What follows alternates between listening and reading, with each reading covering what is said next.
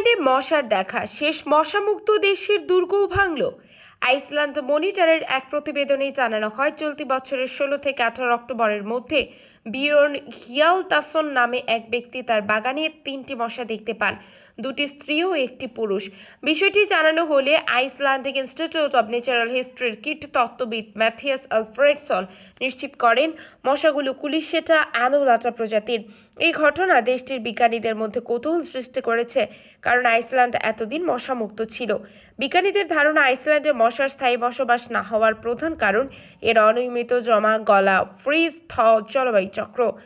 এতে মশার লার্ভা বা পিউপা পর্যায়ে টিকে থাকা কঠিন। এছাড়া উষ্ণ প্রশমনগুলো মশার প্রজননের জন্য অতিরিক্ত গরম ও রাসায়নিকভাবে অনুপযোগী।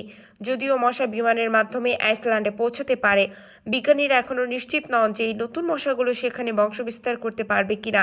বিষয়টি পর্যবেক্ষণে রয়েছে। মূল পয়েন্টগুলো এক নজরে। ঘটনা: অক্টোবর 16 থেকে 18 তারিখে প্রথম মশা দেখা যায়, প্রজাতি কিউলিসেটা অ্যানুলাটা। গুরুত্ব: আইসল্যান্ড এতদিন বিশ্বের একমাত্র মশামুক্ত দেশগুলোর একটি ছিল, কারণ জলবায়ু বারবার জমা গলা চক্র মশার জীবনচক্র ব্যাহত করে। উষ্ণ প্রশমনেও মশা টিকে থাকতে পারে না, অতিরিক্ত তাপ ও রাসায়নিক গঠন। সম্ভাব্য আগমন পথ: বিমানযোগে অন্য দেশ থেকে। শেষ মশামুক্ত দেশের দুর্গও হয়তো ভাঙল, তবে আইসল্যান্ডের ঠান্ডা প্রকৃতি মশাদের টিকতে দেবে কিনা সেটি এখন প্রশ্ন।